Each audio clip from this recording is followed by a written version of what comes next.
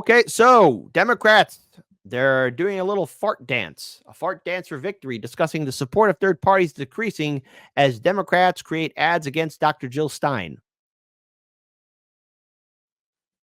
Hey, look, Democrats, I don't know if you're being stupid on purpose with me, but I really have to wonder just how dumb all of you are really getting.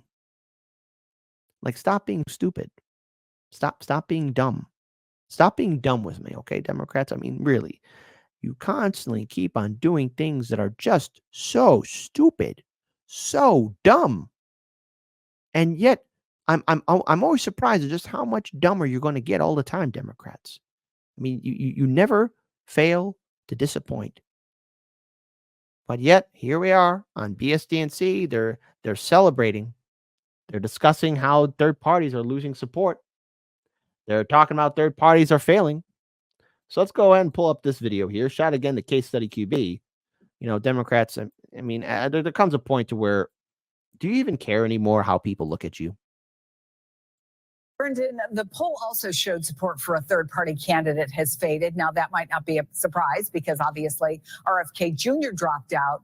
But when you look at this, 5% for a third party. And the New York Times reports Democrats are focusing on the Green Party's Jill Stein. They're actually preparing a negative ad blitz, the first time they've ever directed one at a third party candidate. They're going to do billboards that say, Jill Stein helped Trump once, don't let her do it again. And I wonder if... Why? Democrat...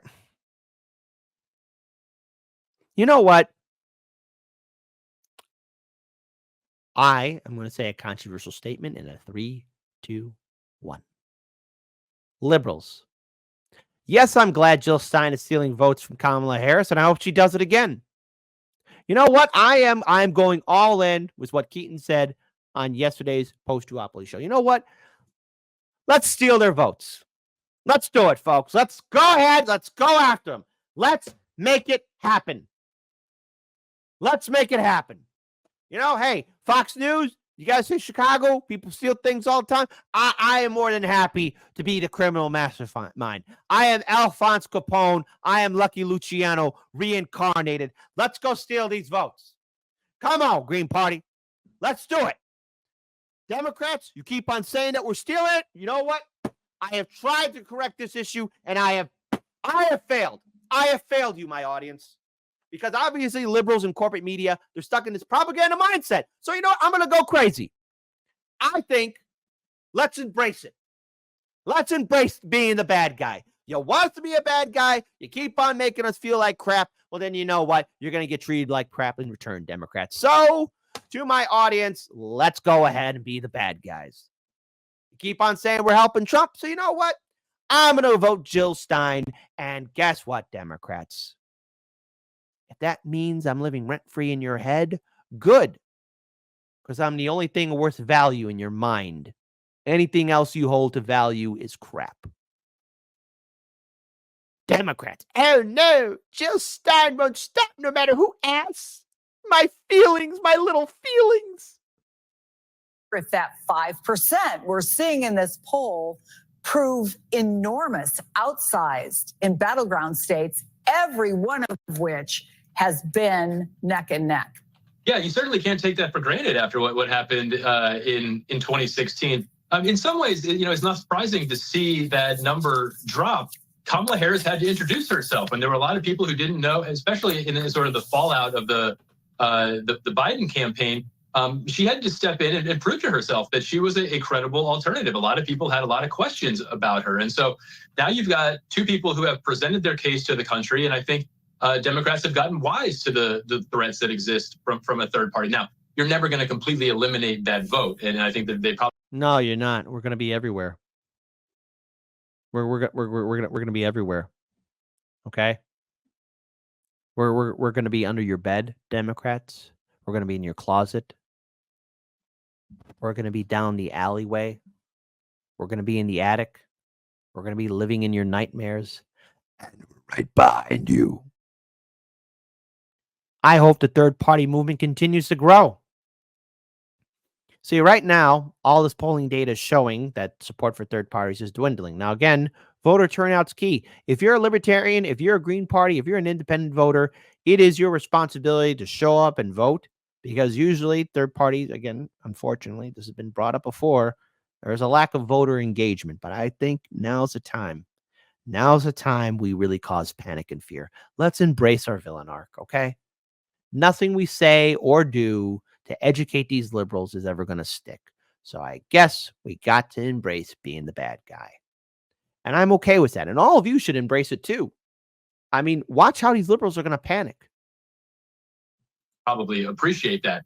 But again, I think what you guys have hit on is the key thing. How do you make sure your people are the ones showing up and turning out in the last 2 weeks? Yeah, well, guess what? We're not going to do anything. We're not, By the way, folks, if you want to see how stupid corporate media is, this is how dumb they are getting. Hold on. If Trump wins, blame the New York Times. This is from Salon. From Dan. Oh, oh my God, I could say such a bad, Dan Frumkin. If you have a degenerate mind, you'll know what I'm talking about. I'm not going to say it. Article written October 20th, 2024 at 6:24 a.m. Eastern Time.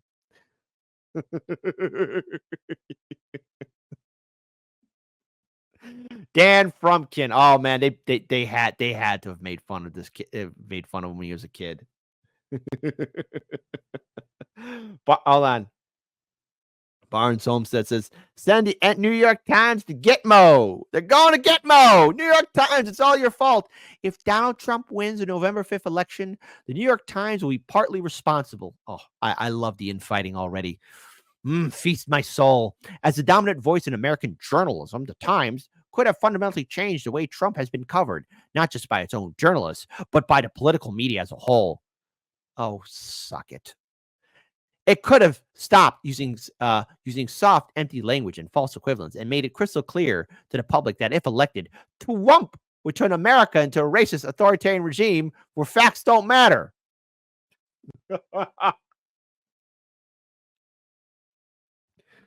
It's always been that way, baby. It's always been that way. Facts don't matter. Hey, there's no weapons of mass destruction in Iraq. Facts don't matter. Hey, that Hunter Biden laptop story is real. Facts don't matter.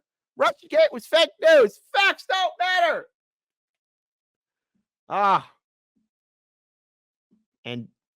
And braided ass hair says, sit back and watch the circus show. Just because you have a funny name, you don't think I'm not going to acknowledge you? If you're in my live stream chat, you might get acknowledged in a video segment. Don't care who you are. Just ask Massive BJ. He was surprised I said his name on the show.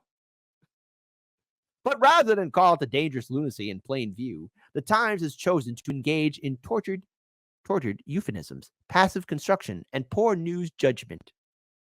Poor news judgment. Oh, no. Let's talk a little bit more about this. Here are a few examples of troubling coverage, or lack thereof. When Trump seized up a rally this week and then bizarrely swayed to music for 39 excruciating minutes, the New York Times called it an improvisational departure. Trump's racist threats to deport millions of undocumented people are actually just full of hyperbolic rhetoric and fury. When it was reported that Trump's top general, Mark Milley, called him a fascist to the core, the Times buried what should have been front-page news deep in an article about something else entirely. Times journalists refused to call Trump's false claims what they are, malicious lies, hurling racist invective at a vulnerable community to fire up a hateful and bigoted base is just rabble-rousing to the Times. And even in an otherwise admirable article on Trump's cognitive decline, the Times couldn't bring itself to use a term cognitive decline. Meanwhile, the day-to-day coverage treats Trump like normal candidate rather than as the wildly dangerous and unhinged felon that he is. Oh, yeah, it's a prison break. Oh, come on, it's a prison break. Get down for the prison break. Get ready to run, for it is now a prison break. It's a prison break. Bum, chicka, bum, chicka, bum. Yeah, Trump's a felon. Okay, whatever. Day in, day out, the Times sane washes his dark and unintelligible ramblings, sort of like how everybody did for Biden. Day in, day out, it treats the divisions about basic facts and democratic rule as just so much partisan squabbling, just like corporate media does all the time. Day in, day out. Boy, wait, why the hell are you using that sentence same time 3 times in a row? Dan Foreman or Fruman, or sorry, Dan Formkin. Again, if you're a degenerate, don't you dare think about what I think you're going to type in the comments section. Dan Formkin. Dan, what's wrong with you? Why? Okay, he goes on to say, day in, day out, Times reporters use the passive voice to muddle responsibility for heinous acts committed by Republicans, find fault with both sides, and create false equivalence between two parties, only one of which respects facts and the rule of law.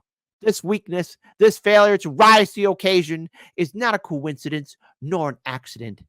It is also not, despite the insistence of some on social media, because the institution is somehow rooting for Trump. The fault lies with the Times' selfish, smug, and self-destructive leadership.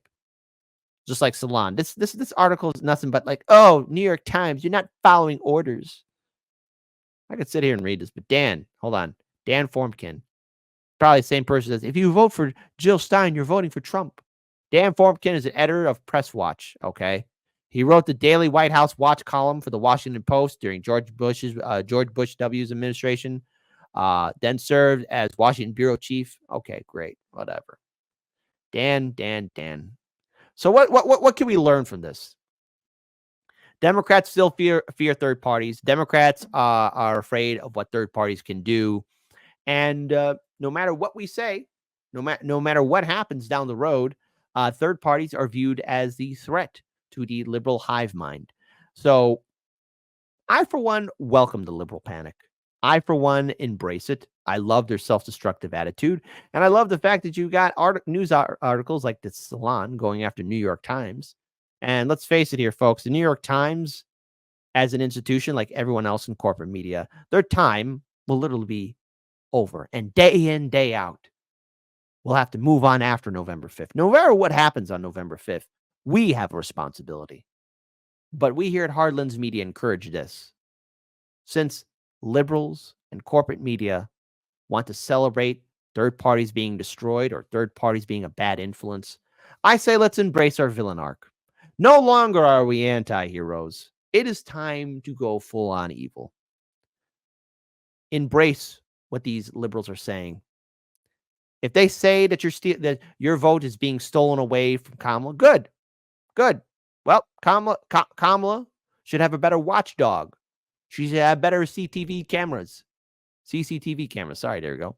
Better have CCTV cameras. Better have better security. Because if your security sucks, then guess what? We are going to steal your votes. So says the reincarnation of Alphonse Capone. Let's do it, baby. Let's live rent-free in these bastards' heads.